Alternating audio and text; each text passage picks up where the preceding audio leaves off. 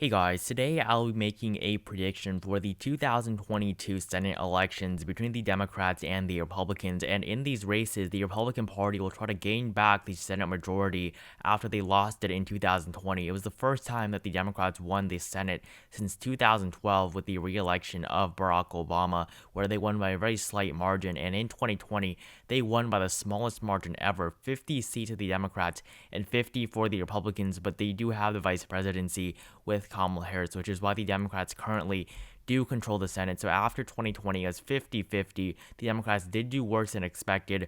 They lost races in Iowa as well as North Carolina, and especially the race in Maine, where Sarah Gideon lost by quite the margin against Susan Collins, the five-time incumbent. So the Democratic Party really did do pretty poorly compared to what was expected. But after winning the two runoff elections in Georgia with Jon Ossoff and Raphael Warnock defeating David Perdue and Kelly Loeffler, the two Republican incumbents, they were able to win the Senate with 50 seats. And today I want to take a look at what the map will look like in 2022 as the Democrats try to defend, their very, very small control of the Senate with only 50 seats, and that's the minimum that they need. So it's really not a strong majority in any sense. So first, I'm going to start off in this video by filling in the solid Democratic seats. And before we get into that, make sure you join my Discord server if you have not, the link to which is at the very top of the description below. So typically every 2 years, a third of the Senate will be up for re-election, and this time we have 34 races. This one race here in the state of Georgia, this map was made before the Georgia runoffs, which basically means that, nobody knew who would win the runoff there in the state of Georgia, but Jon Ossoff won that. So basically this is Jon Ossoff's seat. He will serve until 2026. So this seat here is actually not up for re-election. It's only one race here in the state of Georgia for 2022, and we'll get into that in just a few moments. So taking a look at the solid Democratic states, the West Coast not going to go to Republicans. In California, you have Alex Padilla, who is appointed by Gavin Newsom, the governor of California, to fill in the vacancy made by Kamala Harris, who of course became the vice president. Whether or not Padilla gets primaried, whether or not he wins the primary, really is still in question, but it will be a Democrat. California is not going to elect a Republican no matter what. The state of Hawaii is also going to be, pretty solidly blue. Tammy Duckworth running in the state of Illinois, as well as New York. You also have the state in Vermont, Connecticut, and Maryland. So basically that gives the Democrats their 45 seats that are pretty much solid. There's really no doubt in my mind that the Democrats are going to lose these seats. They will win all of these seats. The Republicans do have quite a few solid states as well. Starting off with these states of Idaho and Utah, no doubt that they're going to win these states by solid margins. Utah, a very, very solid state for the GOP. You have North and South Dakota, as well as basically all these southern states. And the reason why I'm putting them all as solid is because states like Kansas and Missouri, although they might not be the most solid on the presidential level, you could argue that these states aren't definitely going to be solid. Kansas, it was a 20 margin in 2016. In 2020, it was a 14.7% margin for Donald Trump. Missouri, 15.4%. So pretty close to being likely states. Kansas was a likely state. However, these Senate candidates, they do typically do better than the presidential nominee for president.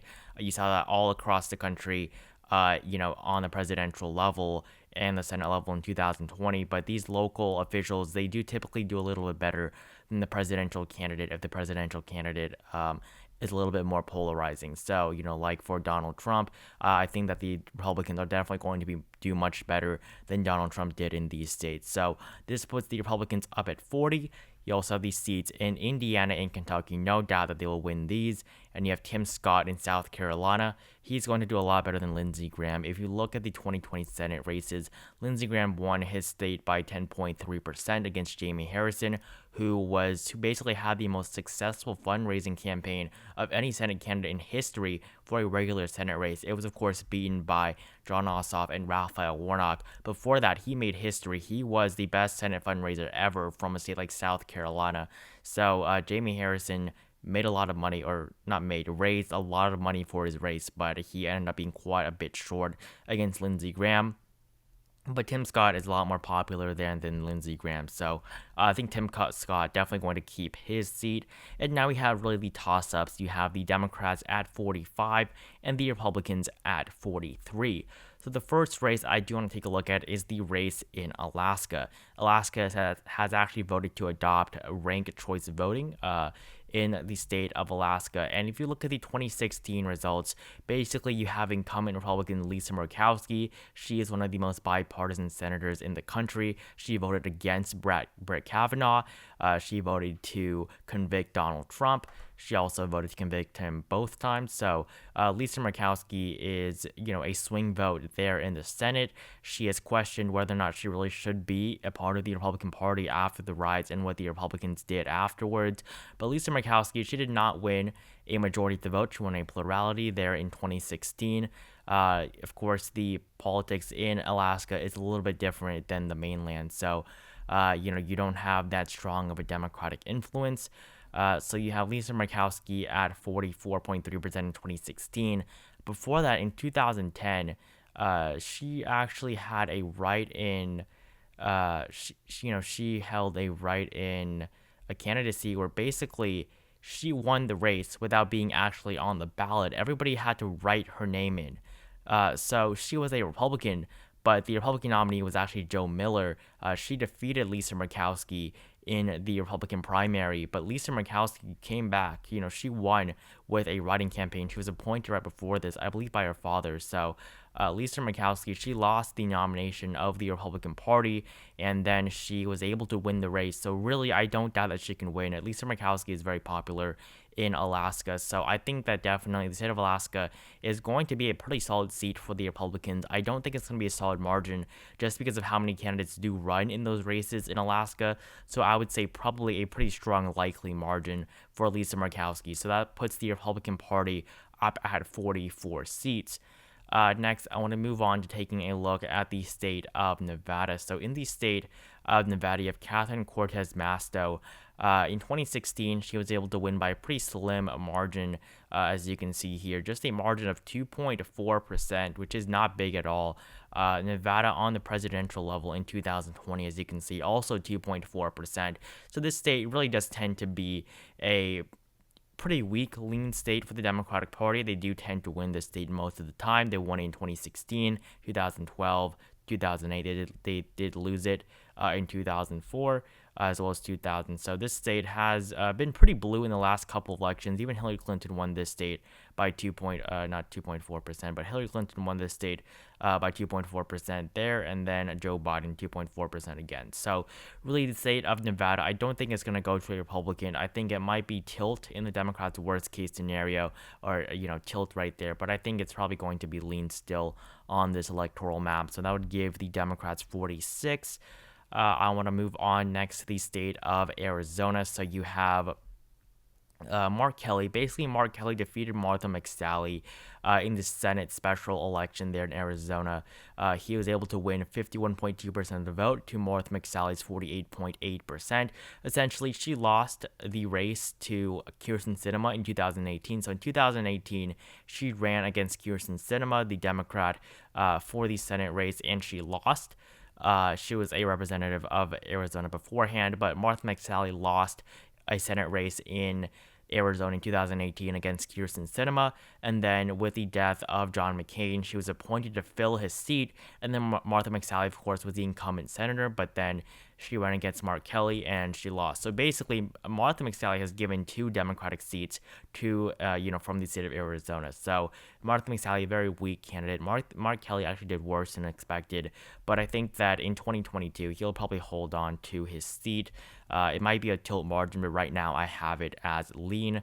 Martha McSally was an incumbent, so she does have that incumbency factor. Incumbents do always typically do a little bit better than, some regular, person that was not in the Senate. So incumbents do pretty well typically. So I think that with the Republicans not having the incumbency factor, I think you'll remain a lean state from Arizona.